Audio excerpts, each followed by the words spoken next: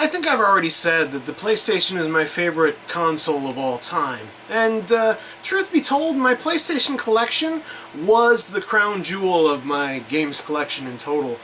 But sadly, I had to sell off a good portion of my collection to raise money for my trip to Salt Lake City last year. And I've been slowly recollecting via game lots on eBay.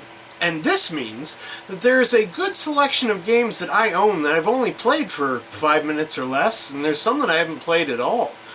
So I figured it's about time I dive into some of these unlucky games that never got a second glance until now. And I'll give them each the standard 15 minutes. I don't have to like it, I don't even have to get it. I just have to play it. Without further ado... Oh my god, Becky, look at that backlog. It is so big. Baby got Backlog.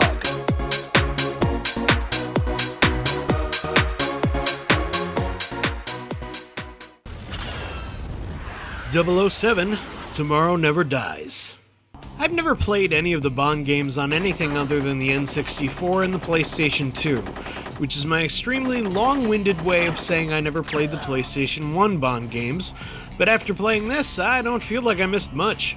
It's not bad, really, but controls and gameplay have come such a long way since this came out. And I was starting to legitimately enjoy myself right up until the game made me ski down a mountain with no idea what I was doing or how to effectively fight back against the bad guys. Managed to escape with a sliver of health left, but I was already done. I don't plan to play this again. Next. Battle Hunter. I worked at a game store in college, and I remember seeing this hit shelves near the end of the PlayStation's life cycle. It was a budget title, but it looked quirky, so I picked it up, and never really gave even the tiniest shit about playing it. Until now. It had potential. Maybe it even still does.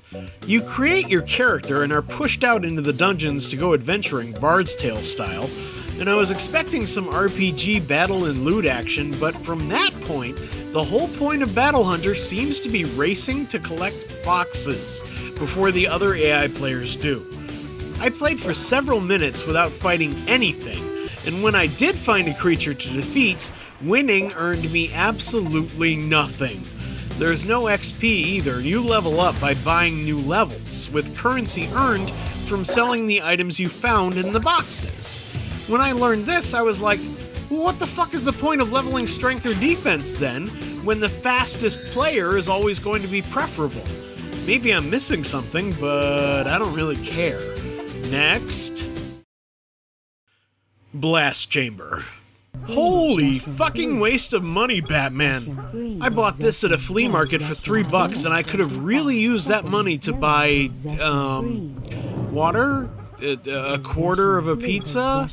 A slightly less shitty game? Some self-respect? You grab energy balls and try to get them into your goal or other people's before your timer runs out and you explode. You can rotate the stage, there are traps, and you can shove other players and force them to drop their balls. It's basically that one really annoying minigame from Mario Party, except that's the entire game. The only real variety is that the levels change, and there's a bunch of them, but spending 15 minutes with this gameplay was 15 minutes too long. Next. C12 Final Resistance. Finally, a game with some promise. The gameplay is not terrible, although it seems ridiculously easy at first. Slice open guys with your not a lightsaber, or shoot them from afar to make it really unfair. Push boxes and climb them to reach higher areas, and the voice acting from your mission support team isn't bad either. All in all, I was actually starting to enjoy myself. Fathom that. And then, as the next area was loading, I looked down at a text I'd gotten on my phone, and when I looked up 3 seconds later, my game was over. Let's take a moment to talk about bad game design, kids. First of all, it's a terrible idea to put the player in danger the instant a new area loads. Typically, players don't expect to be attacked until they've started taking action. Another way of ameliorating this would have been to have support call and warn the player of possible steam gouts. But to simply end the game with no continues, forcing players back to the title screen? What the serious fuck were they thinking? If I can't continue from the same area, and I should be able to, then at least give me the option of loading from my last save. Don't kick me to the title. C12 has promise, but I don't know if I'm going to play this again. Next. Colony Wars. This is a series I only recently picked up. Like I said, I've been slowly replenishing my collection, and this was one of the new grabs. And finally, a pleasant surprise! You're met with the wonderfully dulcet tones of fake James Earl Jones.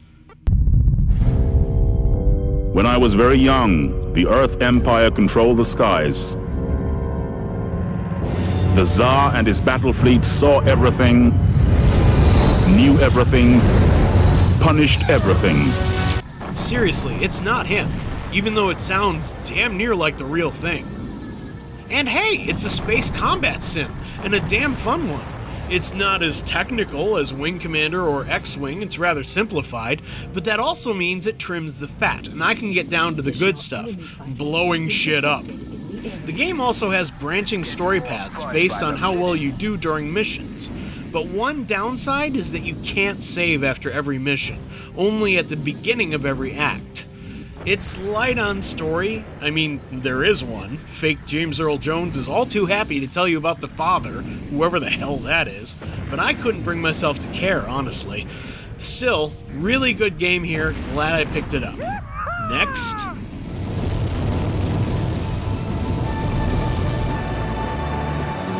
Contra Legacy of War. Hey, I love the Contra games, and there's Legacy of War for the PlayStation. I can't wait to check it out! The fuck is this? Oh, Gott in Himmel, they didn't try to make Contra a 3D game, did they? Oh, balls! This is just bad, kids. I get hit seemingly every time I turn around, and even on easy mode I got crushed quickly.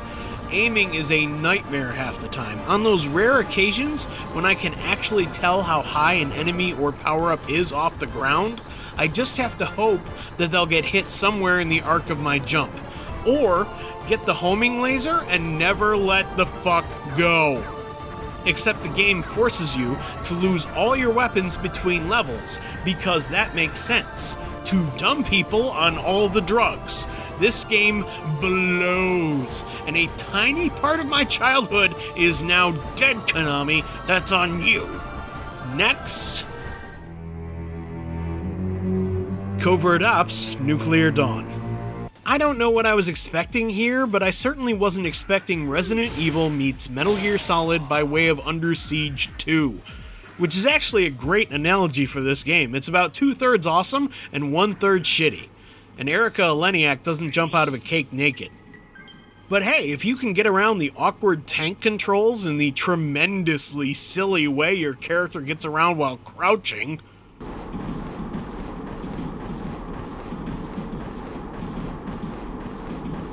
there's definitely some fun to be had here. I'm honestly curious to see how it all turns out, even though I can probably predict exactly what happens. I genuinely enjoyed my time with it. It's not great, but it's good enough, and I'm grateful it didn't add to the cavalcade of shit I've been experiencing so far. Next. Darkstone. This appears to be a Diablo clone with some talent behind it. The 3D CG intro's not bad, even though I have no idea what's going on, and the dragon seems to have a low opinion of the game he's in.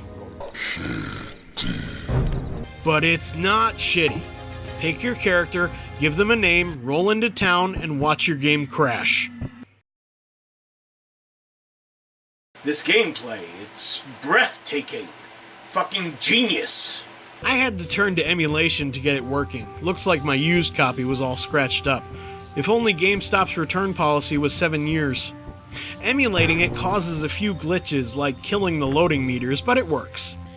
So yeah, I don't know what's going on, not much in the way of world building here. They just throw you right in and expect you to pick it up as you go, but I gotta say the game's not bad. You level up absurdly fast. I was level 6 by the time my 15 minutes were up. And there never seems to be enough gold. Also, why is the camera zoomed so far in? It would be mighty helpful if I could actually see more than the 3 square feet around my character, that's all. I didn't hate Darkstone, and I might actually play it again, but I'd categorize it as merely decent.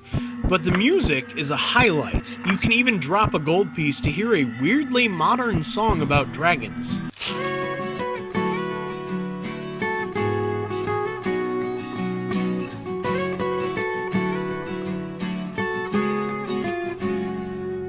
You'll never find a shelter, a mountain too high. Save your soul, you gotta fight. Next.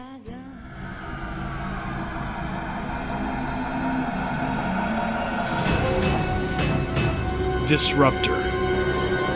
So far, I haven't been much impressed with my PlayStation leavings, honestly, so I don't have much hope for this one.